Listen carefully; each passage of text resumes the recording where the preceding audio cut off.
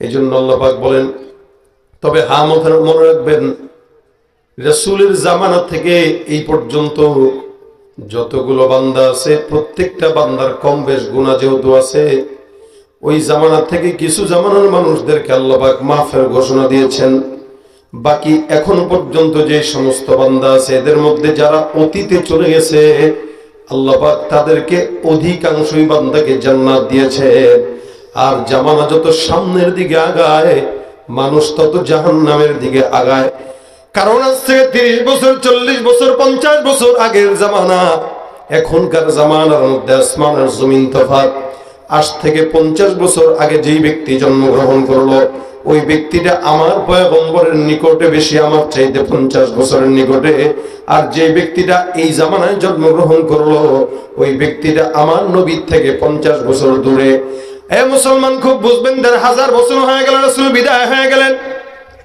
যেই ব্যক্তিটা আজ থেকে 500 বছর আগে জন্মগ্রহণ করলো, ওই ব্যক্তিটা নবীর থেকে 1000 বছর দূরে। যে ব্যক্তিটা আজকের দুনিয়ায় জন্মগ্রহণ করলো, ওই ব্যক্তিরা 1500 বছর দূরে। তার মানে বোঝা গেল, যে ব্যক্তি নবীর যত নিকটে, ওই ব্যক্তি আল্লাহ পাকের জান্নাতের তত নিকটে। এই কারণে আল্লাহ পাক ডাক দিয়া বলেন, ওয়াস-সাবিকুনাস সাবিকুন উলাইকাল মুকাররাবুন। যারা সাবিকিন তাদেরকে আল্লাহ পাক রব্বুল আলামিন মুকাররাবিন বললেন। আল্লাহ পাক রব্বুল আলামিন বলেন, নতীতে যারা চলে গেছে অধিকাংশ জান্নাতি। ওয়াস-সাবিকুনাস সাবিকুন উলাইকাল মুকাররাবুন ফি জান্নাতিন নাঈম সুল্লাতুম মিনাল আউয়ালিনা ওয়া কলিলুম মিনাল আখিরিন। আল্লাহ পাক রব্বুল আলামিন বলেন, জামানা যত অতীতে, অধিকাংশ মানুষ তত আল্লাহ পাকের জান্নাতের নিকটে। জামানা যত সামনের দিকে আগাবে, মানুষ তত আল্লাহর জাহান্নামের দিকেই আগাবে। কেন? ফিতনা ফাসাদ জামানা যত সামনে আগায়, ফিতনাও বাড়ে না, কমে। আজ থেকে 50 বছর আগের ফিতনা এখনের ফিতনা এক? হ্যাঁ? যেই চিন্তা আমার দাদারা, আমার বাবারা 50 বছর আগে করে নাই, ওই জিনিস এখন আপনার আমার সন্তানরা মোবাইল নামক ফিতনা হাতে নিয়ে ঘুরে। খুব বুঝবেন, এক সময় আমরা আমাদের এলাকার মধ্যে দেখতাম, খুব বেশি আগে নয়, 30 বছর আগেও যদি আপনি এলাকার হালত চিন্তা করেন, এক সময় আমাদের মা বোনরা যখন রাস্তা দিয়ে হেঁটে হেঁটে যেত, আমাদের মা বোনরা আমাদের মা খালার রাস্তা দিয়ে যখন হাঁটতো, কোনো পরপুরুষ যদি সামনে চলে আসতো, আল্লাহর বান্দিরা ঘন্টাটাকে সুন্দর করে মুখের উপরে চাপায়া কোনো না কোনো গাছের নিচে অথবা কোনো না কোনো বিল্ডিং এর আড়ালে লুকায় যেত, যাতে করে পরপুরুষ তার ছায়াটাও পর্যন্ত দেখতে না পারে। সুন্দর করে গাছের আড়ালে লুকাইতেন, অথবা পুকুরের পাড়ে লুকায় যাইতেন, অথবা অন্যান্য কোনো বাড়ির আড়ালে, বাড়ির গেটে অথবা দেয়ালের পিছনে লুকায় যাইত, যাতে করে কোনো পরপুরুষ তার ছায়াও না দেখে, কোনো শরীরের অঙ্গ তো দূরের কথা। ঠিক তেমনি ভাবে বর্তমান সময়ের হালত যদি চিন্তা করেন, দেখবেন পরপুরুষকে দেখার সঙ্গে সঙ্গে মা বোনরা পলাবে তো দূরের কথা, যতই সামনে আসে করোনাটা বুকে থাকলেও সেটা একবার সরায় দিয়া দেখা দেয়। ভাইরা আমার, খুব বুঝবেন, জামানা 50 বছর আগের হালত ছিল একরকম, এখন ভিন্ন রকম। শুধু তাই নয়, আমার বাবা, আমার মা, আপনাদের মা বাবা দেখবেন যতটুকু নামাজ পড়ছে আমরা ততটুকু নামাজ পড়তে পারি না। আমাদের বাবারা, আমাদের দাদারা যতটুকু ইবাদত গুজার ছিলেন, আমরা ঠিক তার কাছেও যেতে পারি নাই। এ মুসলমান, এক সময় যখন আমরা ছোট ছিলাম, আমার এখনো পর্যন্ত মনে পড়ে আমার বাবার কথা। প্রায় 76 বছর রানিং চলতেছে। আমার বাবা আলেম না, সাধারণ জেনারেল শিক্ষিত, প্রায় 40 বছর সরকারি সচিবালয়ে চাকরি করেছেন। নিজের তবলিগের মেহনতের কারণে আমাদেরকে মাদ্রাসায় ভর্তি করাইলেন। আমি আমার বাবাকে জন্মের পর থেকে, বুঝবার পর থেকে এখনো পর্যন্ত দেখি প্রত্যেক দিন 3 বেলা 4 বেলা আমার বাবা কোরআন তেলাওয়াত করে। আমার মনে পড়ে না আমার বাবাকে কোনোদিন আমি কাজা নামাজ পড়তে দেখেছি কিনা। প্রত্যেকটা নিয়ত প্রতিদিন 5 ওয়াক্ত নামাজ আজানের আগে আগেই আমার বাবা মসজিদে যায় আদায় করেন এখনো পর্যন্ত। ছোটবেলায় যখন দেখতাম, ঘুম থেকে জাগতাম, আমি আমার বাবার কণ্ঠের কোরআন তেলাওয়াতের আওয়াজে ঘুম ভাঙতো, আমার মায়ের জিকিরের আওয়াজে ঘুম ভাঙতো। এক সময় আমাদের মা বাবার কণ্ঠে কোরআন তেলাওয়াতের আওয়াজে আমাদের ঘুম ভাঙতো, আর বর্তমান সময়ে বাচ্চাদের ঘুম ভাঙে মা বাবার মোবাইল, ফেসবুক আর ইউটিউবের আওয়াজে। শিখবে কি বাচ্চা বলেন? জামানার কতটা পরিবর্তন, মানুষের কতটা পরিবর্তন। আসবাবে মাসিয়া এখন চতুর্দিকে ভরা, চতুর্দিকে গুনাহের আসবাব। বান্দা একদিক থেকে বাঁচলে আরেক দিক থেকে ঘেরাও করে ধরে। যেভাবে পঙ্গপালের মতো পঙ্গপাল ছুটে, মানুষের চতুর্দিকে গুনাহটা এভাবেই ছুটে। এই জন্য আল্লাহ পাক বলে, বান্দা জমিনের মধ্যে তোমাদের গুনাহ হবে, এটা তোমাদের স্বাভাবিক। কিন্তু আমি আল্লাহ পাক রব্বুল আলামিন বললাম, বান্দা গুনাহ যদি হয়ে যায় কাজ করবা দুইটা। এক নম্বর ওয়া আনিস্তাগফিরু, দুই নম্বর সুম্মা তুবু ইলাইহি। গুনাহ হয়ে গেলে বান্দা কাজ করবে দুইটা। এক নম্বর ওয়া আনিস্তাগফিরু রাব্বাকুম, তোমরা তোমাদের রবের দরবারে ইস্তিগফার করো। দুই নম্বর সুম্মা তুবু ইলাইহি, আল্লাহ পাকের কাছে তওবা করো। তার মানে বোঝা গেল ইস্তিগফার এক জিনিস, তওবা আরেক জিনিস। ইস্তিগফার হলো এই মুহূর্তে গুনাহ হয়েছে, এই মুহূর্তে গুনাহ থেকে আল্লাহর কাছে পানা চাওয়ার নাম ইস্তিগফার। আর তওবা হলো সামনে আর কোনোদিন গুনাহ করব না, এই ব্যাপারে আল্লাহ পাক রব্বুল আলামিনের দরবারে তওবা করাটার নাম হলো তওবা। এখন গুনাহ হয়ে গেছে, আল্লাহ মাফ করে দেন, আস্তাগফিরুল্লাহ। আর এই গুনাহটা একবার যে হইলো আর জিন্দেগিতেও হবে না, আল্লাহ, এই কথাটার নাম হলো তওবা। ইস্তিগফার আর তওবা আলাদা জিনিস। ইস্তিগফারও লাগে, তওবাও লাগে। এ মুসলমান নবীর উম্মত, আল্লাহ পাক ডাক দেয়া বলেন, বান্দা এই জন্য ইস্তিগফার আর তওবা দুটোই করবা। নবী করিম সাল্লাল্লাহু আলাইহি ওয়াসাল্লাম বলেন, কোন বান্দা যদি একবার জবান দিয়া পড়ে আস্তাগফিরুল্লাহ, রাসূল বলেন বান্দার সমুদ্রের ফেনা পরিমাণ গুনাহ যদি থাকে, আমার আল্লাহ পাক বান্দার সমুদ্রের ফেনা পরিমাণ গুনাহগুলোকেও ক্ষমা করে দেয়। সুবহানাল্লাহ। একটা দুইটা গুনাহ না, সমুদ্রের ফেনা পরিমাণ গুনাহ সব আল্লাহ পাক মাফের ঘোষণা দিয়েছেন। শুধু শব্দ কয়টা? একটা, কি? আস্তাগফিরুল্লাহ। ভাইরা আমার, খুব বুঝবেন আল্লাহ পাক বান্দাকে কতটুকু দয়া করে। হাদিস শরীফে পয়গম্বর বলে, মহব্বত, ভালোবাসা, প্রেম, মায়া আল্লাহ পাক রব্বুল আলামিন যখন বানায় এটাকে 100 ভাগে ভাগ করেন। 100 ভাগের 1 ভাগ মহব্বত আল্লাহ পাক রব্বুল আলামিন গোটা দুনিয়ার মধ্যে আল্লাহ পাক রব্বুল আলামিন দিলেন। এই 1 ভাগ মহব্বতের মধ্যে জিন্নাতের মধ্যেও আছে, ইনসানের মধ্যেও আছে। এই 1 ভাগ মহব্বতের আবার রাসূলের ভিতরে আল্লাহ পাক দিবেন, মাখলুকাতের মধ্যেও দিলেন।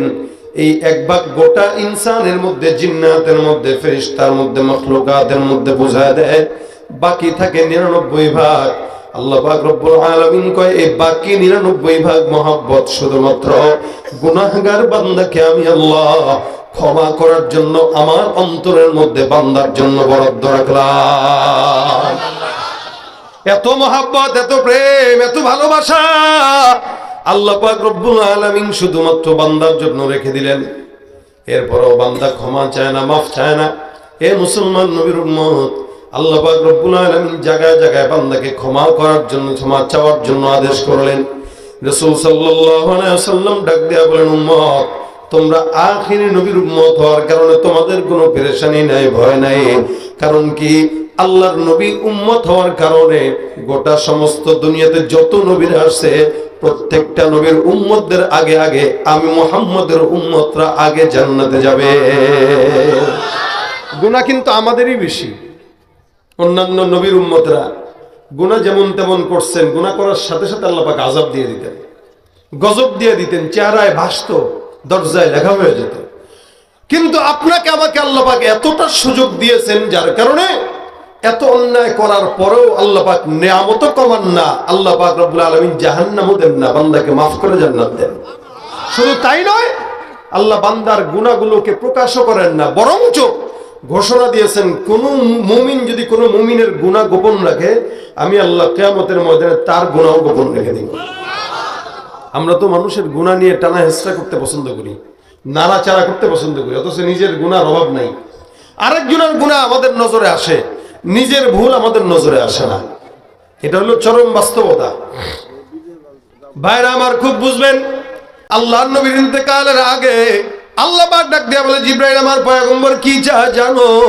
আল্লাহ নবী সাল্লাল্লাহু আলাইহি সাল্লাম ডাক দিয়া কয়, জিবরাইল আমার কাছে আল্লাহর কাছে আমার চাওয়ার তেমন কিছু নাই, তবে হ্যাঁ এই জমিন থেকে আমি বিদায় হওয়ার পর আমার উম্মতদের কি হবে এই ব্যাপারে আল্লাহ পাকের কাছে একটু কথা নিয়ে আসো।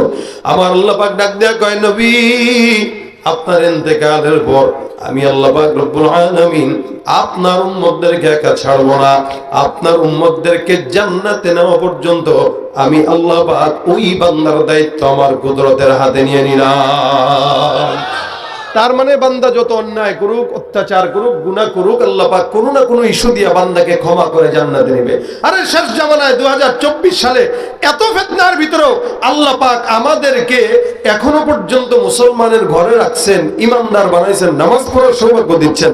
জান্নাতে আমাদেরকে দিবেন, তো কাকে দিবে? ইনশাআল্লাহ আমরা জান্নাতে যাব ইনশাআল্লাহ। আজকে যেভাবে আমরা একসঙ্গে বসা, আল্লাহ পাক আমাদেরকে জান্নাতে একসঙ্গে এভাবে রাখুন। জোরে বলেন না আমিন। ভাইরা আমার দেখেন, এই জন্য আল্লাহ পাক ডাক দিয়া বলেন, ফাকুল তুস্তাগফিরু রাব্বাকুম ইন্নাহু কানা গফফারা ওয়া আনিস্তাগফিরু রাব্বাকুম সুম্মা তুবু ইলাইহি। বান্দা ইস্তিগফার করবা, তাওবা করবা। কাজ কয়টা?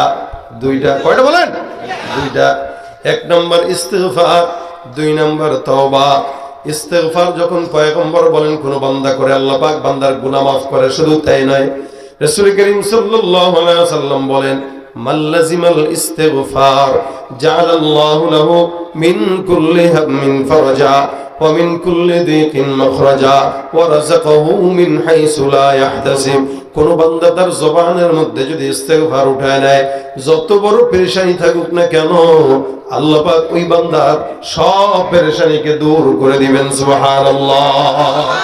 যত বিপদ আসুক না কেন, সমস্ত বিপদ আল্লাহ পাক রব্বুল আলামিন দূর করে দিবেন। শুধু তাই নয়, নবী বলেন ইস্তিগফার পড়ার মাধ্যমে বান্দার রিজিকের ব্যবস্থা এমন জায়গা থেকে করবেন বান্দা কোনোদিন কল্পনাও করতে পারবে না।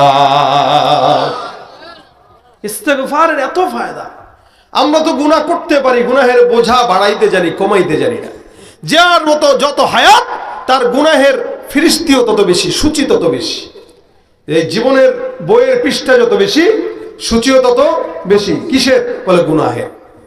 এই কারণে বেশি বেশি ইস্তিগফার করা। হাসান বসরি রাহমাতুল্লাহ আলাইহির নাম শুনছেন তো আপনারা? বহুত বড় বুজুর্গ। আমাদের সমাজের যুবকেরা আল্লাহওয়ালা বুজুর্গদের নাম জানে না, কিন্তু খেলোয়াড়দের নাম ঠিকই জানে, নায়ক নায়িকাদের নাম ঠিকই জানে। ওই বহু বছর আগে একবার ইউটিউবের একটা ভিডিওতে দেখেছিলাম, এক যুবককে একজন প্রশ্ন করতেছে, ইসলামিক প্রশ্ন। বলতেছে, ভাই আপনি বলেন তো ইসলামের 4 জন নবীর নাম একটু শুনান তো, পারেন কিনা দেখি। ওই বেচারা একটা হাসি দিয়া কয়, 4 জন নবী ব্যাপার? তাহলে বলেন।